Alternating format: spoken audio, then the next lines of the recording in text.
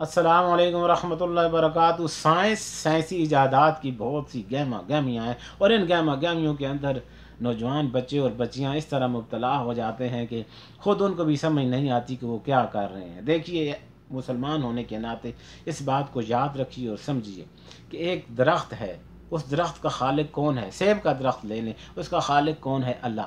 सेब के दरख्त का खालिक अल्लाह है तो उसकी जड़ का खालिक कौन है? अल्लाह।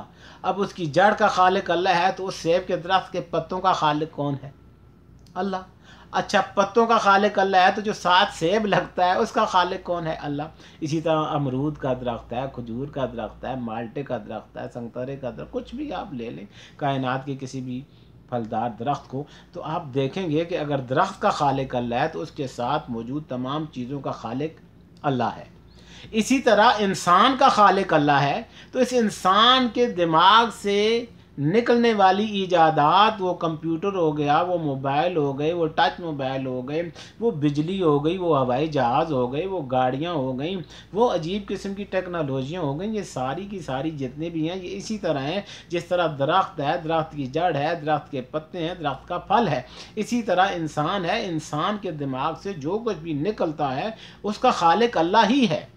सामने हाथ हमें साइंसदानों का नज़र आता है, लेकिन इनकी तख्लीक नहीं है, तख्लीक तो अल्लाह की है। ये अगर बिजली आ रही है तो पानी क्या साइंसदान बनाते हैं? पानी की ईजाद साइंस ने की है।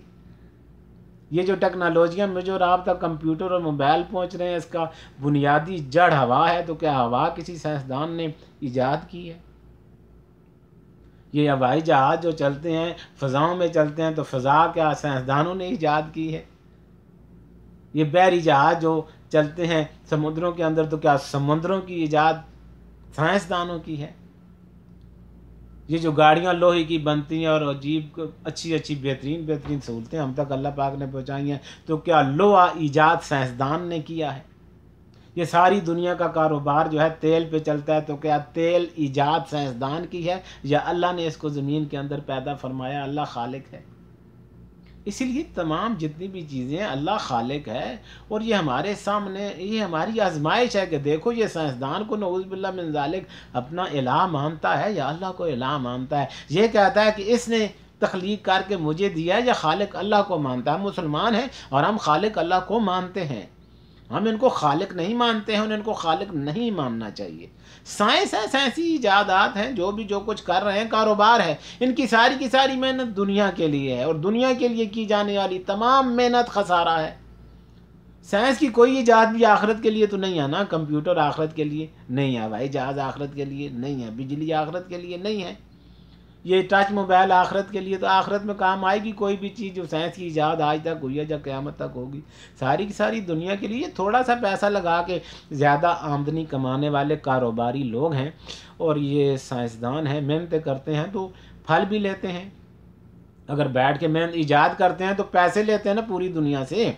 जहाँ पूरी दुनिया का मज़दूर एक दिन में पैसा कमाता है, पूरी दुनिया का मज़दूर एक साल में मेहनत करके जो पैसा कमाता है, एक मिनट में वो पैसा इनकी जेबों में जाता है। इसी इजादात की वजह से तो पैसा तुम ले रहे हो, दुनिया के लिए तुम्हारी मेहनत है, दुनिया तुम्हें मिल रही है, लेकिन हम तुम्हें इलाह नहीं मान सकते। तुम मखलूक हो, जिस खालिक ने तुम्हें पैदा किया उसी खालिक ने तुम्हारे ज़रिए से हम तक सहूलतें पहुँचाई हैं। इसलिए हम मुसलमान हैं, हमारा ईमान अल्लाह पे होना चाहिए। जितनी भी इजादात हैं इन सब का खालिक अल्लाह है, क्योंकि इंसान का खालिक अल्लाह है।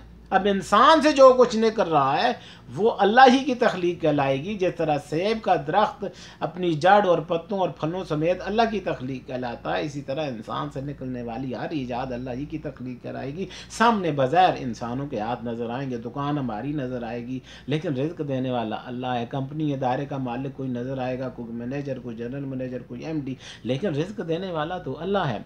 सामने नज़र आएंगे हम मियाँ बीवी हैं और मेरे बच्चे हैं, लेकिन हकीकत में औलाद देने वाला तो अल्लाह है। कई मियाँ बीवी ऐसी भी हैं जिनकी औलाद नहीं है।